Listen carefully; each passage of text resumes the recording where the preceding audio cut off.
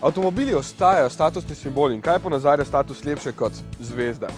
Mercedes-Benz si je davno nazaj izbral res primeren znak za svoja vozila in tudi novi ML ga s ponosom razkazuje.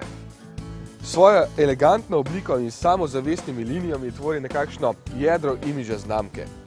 In v takšni barvi ter s temi dodatki, kot so pragovi, velika kolesa in krom, zasije tako kot mora. Novi se mi zdi oblikovno bolj zadržan kot prejšnje generacije, ampak bo tako jasno, da je nov.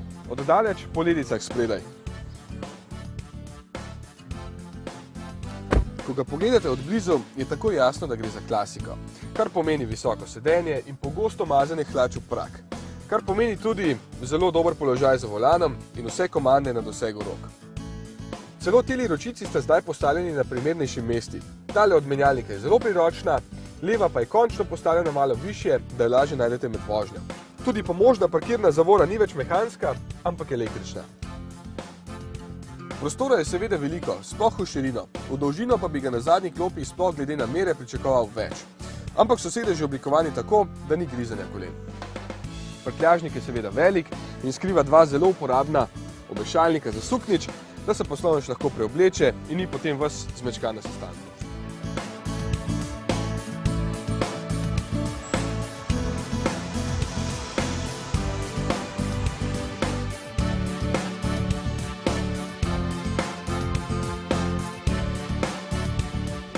Že po nekaj kilometrih vožnje lahko potrdim tisto, kar govorim že ves čas, odkar so SUV tako popularni. Udobje ni in ne more biti na takšnem nivoju kot pri recimo E-ju. Karoserija se preveč nagiba in nevzmetenih mas je tudi preveč, če mora niti zračno vzmetenje, ki ga ima tale ML, ne more biti kos. Fizika pač vedno zmaga. Je pa v primerjavi s konkurenco vseeno precej bolj miren in udoben. Tale gumb Sport je pa brez smisla. Ne vem, kaj je lahko na tem avtu športnega, čeprav se čuti razlika, ko se peljete v ovinek. Ampak tole, tudi če ima najšibkejši motor v ponudbi, tehta več kot 2150 kg. Ja, motor ima kljub oznaki le 2,2 litra delovne prostornine in 150 kW, to je 204 konje. Premalo je prva misel.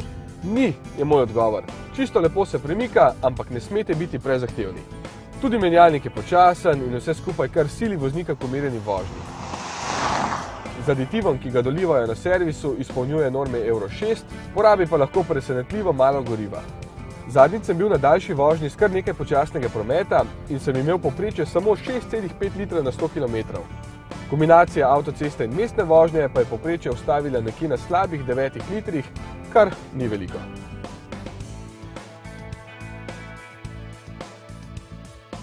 Pri ceni pa ne bom filozofiral. Osnovni stane 56 tisoč, tale pa zaradi dodatne opreme 73 680 evrov. Mercedes-Benz pač.